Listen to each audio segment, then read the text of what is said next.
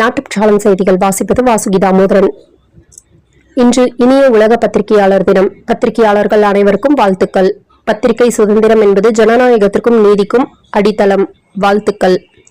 புதுச்சேரியில் ரங்கசாமி வெற்றி பெற்றார். புதுச்சேரி தட்டாஞ்சாவடி தொகுதியில் ரங்கசாமி அமோக வெற்றி. முன்னாள் முதல்வர் தற்போதைய எம்பி வைத்திலிங்கத்தை வீழ்த்தினார். 79 ஆண்டுகால சாதனை. சுதந்திரம் அடைந்து கடந்த 79 ஆண்டுகளில் முதன்முறையாக பெரும்பான்மை வாக்கு பெற்று மேற்கு வங்கத்தில் பாஜக ஆட்சி அமைக்கிறது. தமிழகத்தில் நடந்து முடிந்த சட்டமன்ற தேர்தலில் 4 முனை போட்டியில் நடிகர் விஜய் ஆட்சி அமைப்பதற்கான அமோக வெற்றி. 2ஆம் இடத்தில் திமுகவும் 3ஆம் இடத்தில் அதிமுகவும் இடம் பிடித்துள்ளது. தமிழகத்தில் திராவிட கட்சிகளை புறந்தள்ளி புதிய மாற்றம் வேண்டி தமிழக மக்கள் விஜயை தேர்ந்தெடுத்துள்ளதாக மற்ற மாநில தலைவர்கள் கருத்து வெளியிட்டுள்ளனர்.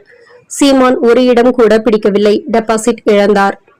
அந்தமான் நிக்கோபார் தீவுகளின் ஸ்வராஜ் தீவில் உள்ள புகழ்பெற்ற ராதா நகர் கடற்கரையில் 60 மீட்டர் நீளமும் 40 மீட்டர் அகலமும் கொண்ட பிரம்மாண்ட இந்திய தேசிய கொடியை கடலுக்கு அடியில் விரித்து புதிய கின்னஸ் உலக சாதனை படைக்கப்பட்டுள்ளது.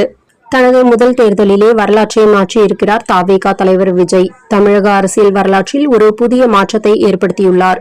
திமுக மற்றும் அதிமுகவின் இருமுனை அரசியலை தகர்த்து தனது முதல் சட்டமன்ற தேர்தலிலேயே மாபெரும் வெற்றியை பதிவு செய்துள்ளார். மாதம் தவறாமல் வெளிவரும் நாட்டுப்பற்றாளன் பத்திரிகையின் செய்தியாளராக பணிபுரிய விருப்பம் உள்ளவர்கள் கீழே உள்ள நிர்வாக அலைபேசி எண்களில் தொடர்பு கொள்ளலாம்.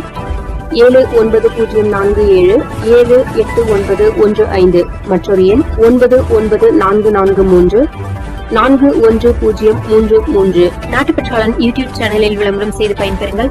நமது நாட்டுப்பற்றாளன் செய்திகளை அறிந்து கொள்ள யூடியூப் சேனலை சப்ஸ்கிரைப் செய்யுங்கள்.